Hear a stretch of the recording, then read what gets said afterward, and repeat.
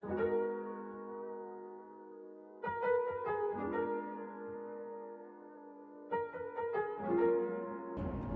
quién no le gustaría viajar y trabajar temporalmente fuera de su país en uno más desarrollado y próspero, donde se le ofrezca la oportunidad de recuperar todo el dinero gastado en dicho viaje e incluso generar ganancias, donde uno pueda conocer personas de todo el mundo, aprender de ellas, ganar experiencia laboral y autonomía y obtener una nueva perspectiva de tanto uno mismo como del mundo?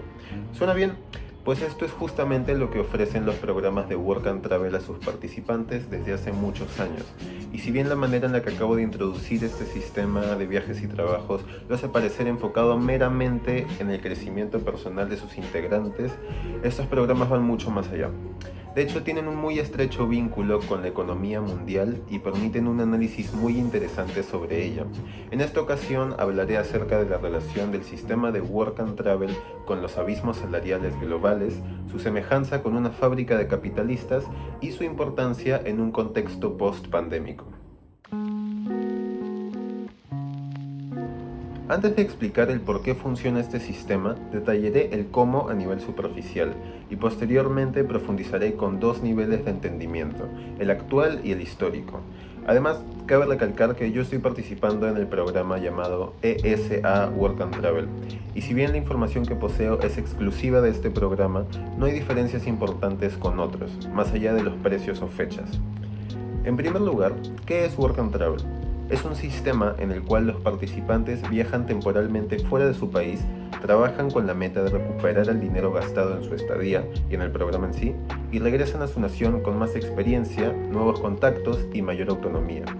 Normalmente participan estudiantes en la mitad de sus carreras universitarias durante un periodo de jornadas laborales de 3 meses aproximadamente durante las vacaciones de verano.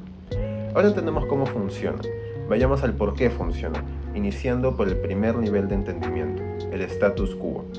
Podemos ver a los programas de Work and Travel como puentes que conectan ambos lados del abismo de prosperidad mundial, centro y periferia según Wallerstein. En el caso del programa ESA, conecta a Estados Unidos con Latinoamérica. Si comparamos el rendimiento económico de ambas regiones a través del PBI per cápita, notamos que en 2022 el ingreso estadounidense fue más de 7 veces mayor al latinoamericano, con lo que nos damos una idea de la brecha existente. Sin embargo, tal como menciona Michael Green en su charla de TED de 2014, el PBI per se no representa toda la realidad de un país. Por lo tanto, podemos contrastarlo con el índice de progreso social propuesto también por Green. Observamos que toda la región sudamericana se encuentra un escalón e incluso 2 escalones por debajo del norte. En el caso particular de Perú, en 2022 se alcanzó 70.7 puntos de 100, a comparación de Estados Unidos con 84.65 puntos. Finalmente podemos introducir también el índice de prosperidad Legatum, que toma en cuenta diversos factores como el nivel de gobernanza, de educación, de seguridad y todos los demás que observamos en este gráfico. Notamos que Estados Unidos, a excepción del sistema de salud, supera a Perú en cada aspecto del índice. Y bueno, poseen los puestos 19 y 59 respectivamente. Entonces, ahora que hemos establecido que Estados Unidos es más próspero que Perú y que toda Latinoamérica, ¿cómo influencia esto al sistema de Work and Travel? La respuesta se encuentra en los abismos salariales. Ya comparamos el PBI per cápita, pero deberíamos tener aún más presente el sueldo mínimo en ambos países. Mientras que en Perú es de 1.025 soles, en Estados Unidos es de 1.392 dólares o 5.000 soles aproximadamente. Entonces, teniendo esto en cuenta, es lógico que un joven peruano decida viajar y trabajar en Estados Unidos antes que en Perú, ya que tiene la oportunidad de ganar más dinero incluso considerando los costos del viaje y el programa. Por otro lado, los contratadores estadounidenses son capaces de cubrir puestos laborales de baja paga, no deseados por los trabajadores locales, con mano de obra barata y proactiva, por lo que económicamente ambos lados obtienen un beneficio. Además, visitar, trabajar y vivir temporalmente en un país más desarrollado es una experiencia sumamente enriquecedora. Los jóvenes estudiantes que participan en el programa tienen la oportunidad de aprender de otras culturas, obtener una perspectiva más amplia del mundo, volverse más independientes obtener experiencia no solo laboral y madurar como personas. Con tantos aspectos positivos es lógico que anualmente miles de jóvenes quieran participar. Esto explica por qué funciona el sistema de Work and Travel en la actualidad. Pero ¿por qué la actualidad se ha moldeado de esta forma? ¿Por qué existe un abismo salarial tan grande entre norte y sur del continente americano? ¿Qué llevó a Estados Unidos a la prosperidad y a Perú a la mediocridad? Todo esto lo responden Acemoglu y Robinson en su gran libro ¿Por qué fracasan los países? Y es con dicha lectura que entramos al segundo nivel de entendimiento, la historia. Entonces, ¿qué nos dicen los autores? En primer lugar, que estas diferencias no tienen nada que ver con la cultura, la geografía o la ignorancia de los líderes respectivos, como se discute en el capítulo 2.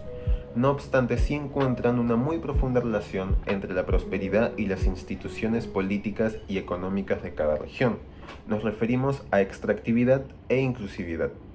Como narran Acemoglu y Robinson, las instituciones inclusivas se establecen por primera vez en Inglaterra, tras la Revolución Gloriosa en 1688, aunque ya habrían comenzado a gestarse tras la peste bubónica en el siglo XIV. Posteriormente, y gracias a estas instituciones, se da la Revolución Industrial, la cual para los autores es un hito crucial en la historia de la desigualdad mundial, porque esta revolución supuso una oportunidad de oro para todos los países a los que llegó en su momento. Tecnología, mejoras en la producción y en la economía, innovación, desarrollo y expansión. Pero al fin y al cabo era solo eso, una oportunidad. Fueron pocos los países que consiguieron adoptar estas tecnologías y desarrollarse en base a ello, mientras que los otros quedaron rezagados o fueron directamente perjudicados. Nuevamente, los autores atribuyen esto a las instituciones, ya que los países con políticas inclusivas eran compatibles con la industrialización, mientras que aquellos con políticas exclusivas la rechazaban. Con esto surge una duda. ¿Cómo eran las instituciones en América en ese entonces? Retrocedamos un poco para esto. Como explican los autores en el capítulo 1, tras la colonización española, las zonas abarcadas por el imperio incaico y las civilizaciones azteca y maya fueron completamente sometidas y se establecieron regímenes de control en forma de instituciones extractivas. Por otro lado, los colonizadores ingleses llegaron un siglo tarde y tuvieron que conformarse con lo que quedaba en el norte. Cuando no funcionaron los métodos ordinarios de colonización, ni tampoco la explotación de los propios colonos, se adoptó un sistema de incentivos e incluso democrático en 1619. De esa manera, la colonización fue una coyuntura crítica, que es un término acuñado por los autores, que derivó en instituciones extractivas en las zonas más prósperas de América y en instituciones inclusivas en las menos desarrolladas.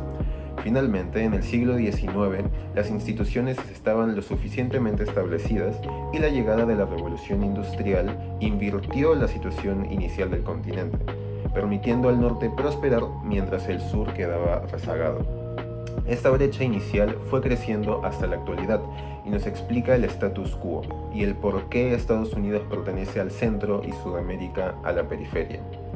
Pero volvamos al sistema de Work and Travel. Porque si bien ahora entendemos cómo y por qué funciona, nos falta explorar más a fondo a los actores involucrados. Según la BCC, durante y tras la pandemia, en Estados Unidos se dio un suceso conocido como la Gran Renuncia, donde 3% de toda la fuerza laboral del país abandonó sus trabajos. Tal hecho sucedió por numerosos factores. En primer lugar, la gente tenía miedo de exponerse a la enfermedad en trabajos presenciales. En segundo lugar, tras acostumbrarse al trabajo remoto, eran pocos quienes decidían regresar a la presencialidad. Y en tercer lugar, debido a los bonos de $1.200 mensuales del Estado, algunos decidieron vivir de ello y renunciar. Esto lógicamente tuvo y tiene un impacto negativo en la economía y en las empresas involucradas. Por ello, estas comenzaron a ofrecer incentivos monetarios y beneficios para convencer a los trabajadores, en especial las empresas con servicios al cliente presenciales y aquellas con los trabajos peores pagados. En general, los trabajadores buscaban flexibilidad y mejores condiciones laborales, y frente a esto los contratadores comenzaron a ofrecer justamente eso. Pero es imposible ignorar el paralelismo entre estos acontecimientos y aquellos ocurridos en el siglo XIV debido a la peste bubónica. Tal como narran Acemoglu y Robinson, esta enfermedad devastó completamente a Europa y Asia, matando a la mitad de la población y suponiendo una coyuntura crítica que marcaría la bifurcación de Oriente y Occidente. No obstante, en Europa Occidental veríamos una situación sumamente particular, pues el orden feudal comenzó a quebrarse tras la peste. Ya que los campesinos se vieron en peores términos que antes, comenzaron a protestar y exigir mejores condiciones laborales, reducciones en los impuestos y en las multas. En un inicio, los gobernantes intentaron frenar esta ola protestante, pero tras fallar comenzaron a ofrecer estos beneficios solicitados por los campesinos. Y si bien la repercusión de cada caso es completamente distinta, ya que en Europa Occidental eso marcaría el inicio de la inclusividad e innumerables sucesos posteriores, mientras que en Estados Unidos solo supone un pequeño retroceso en la economía, es de todas formas muy interesante ver cómo la historia se repite. Pero de vuelta al tema, conociendo el contexto actual de Estados Unidos, encontramos otra razón por la cual el sistema de Work and Travel funciona. Vimos que las empresas con trabajos de baja paga se han visto obligadas a aumentar los salarios ofrecidos, pero para su beneficio el sistema les ofrece justamente trabajadores proactivos que se contentan con esa baja paga, ya que desde su perspectiva no lo es. Y aquí hay otro punto importante, porque la gran renuncia no es un fenómeno exclusivo de Estados Unidos, también se ha visto del otro lado del mundo, en España por ejemplo. Sin embargo, esto es posible solo en dichos países porque sus habitantes poseen las oportunidades para hacerlo y trabajar remotamente, mientras que Sudamérica está aún muy lejos de esto debido a la diferencia en desarrollo explicada previamente. Encuentro una relación muy cercana entre el sistema de Work and Travel y los llamados terrenos proveedores, hallados en el Caribe durante el periodo de esclavitud que abarca Troilot. El autor explica que los habitantes de estos terrenos eran esclavos que tenían permitido cultivar las tierras y criar animales con el fin de subsistir por sus propios medios. Si bien esto era beneficioso para los amos, ya que no debían encargarse de la subsistencia de sus siervos, también comenzó a ser beneficioso para estos últimos, ya que los esclavos pudieron desarrollarse y aprender del sistema capitalista al que pertenecían a través de su trabajo. El autor menciona textualmente que, a través de estos terrenos proveedores, los esclavos aprendieron la gestión de capital, cuánto vender y qué hacer con la ganancia. Por último, afirma que los terrenos proveedores fueron campos simbólicos para la producción de entes individuales. Si tomamos esto y lo comparamos con el sistema de Work and Travel, veremos que son sumamente parecidos. Los participantes son incorporados a un eslabón dentro de una cadena de mercancías como mano de obra. Pero, mientras trabajan y salen de su zona de confort, comienzan a aprender del sistema, a desarrollarse y adquieren una mentalidad capitalista. Además, estos jóvenes deben por primera vez gestionar sus propios bienes y recursos, valerse por sí mismos y nuevamente pensar en qué hacer con la ganancia. Así como los terrenos proveedores formaban entes individuales, el sistema de Work and Travel, aparte de ello, forma capitalistas. Para cerrar el punto, los participantes no solo aprenden y se integran al sistema capitalista, sino que ellos mismos son parte de un ciclo de capital. Me refiero a que al principio del proceso toman la decisión de participar en el sistema y realizan una inversión, los costos del programa, del viaje y la estadía. Sin embargo, en el transcurso del ciclo, esta inversión se transforma, se convierte en un margen, en una ganancia monetaria. Así que literalmente estamos ante un perfecto ejemplo de capitalismo.